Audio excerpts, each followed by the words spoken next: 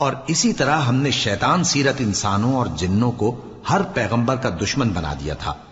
وہ دھوکہ دینے کے لیے ایک دوسرے کے دل میں ملمہ کی ہوئی باتیں ڈالتے رہتے تھے، اور اگر تمہارا پروردگار چاہتا تو وہ ایسا نہ کرتے. سو ان کو اور جو کچھ یہ افطرا کرتے ہیں اسے چھوڑ دو.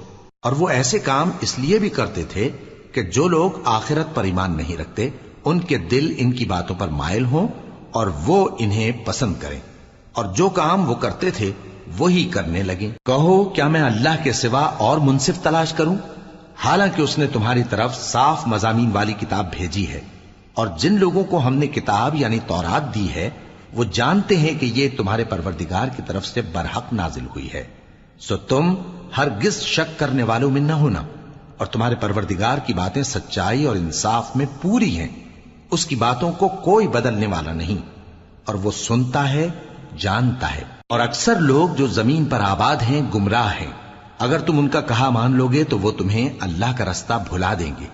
یہ محض گمان کے پیچھے چلتے اور نرے اٹکل کے تیر چلاتے ہیں.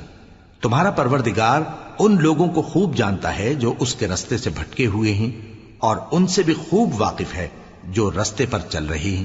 سو جس چیز پر ذبح کے وقت اللہ کا نام لیا جائے اگر تم اس کی آیتوں پر ایمان رکھتے ہو تو اسے کھا لیا کرو.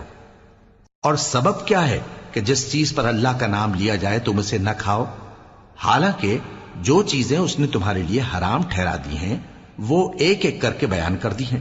بے شک ان کو نہیں کھانا چاہیے مگر اس صورت میں کہ ان کے کھانے کے لیے ناچار ہو جاؤ.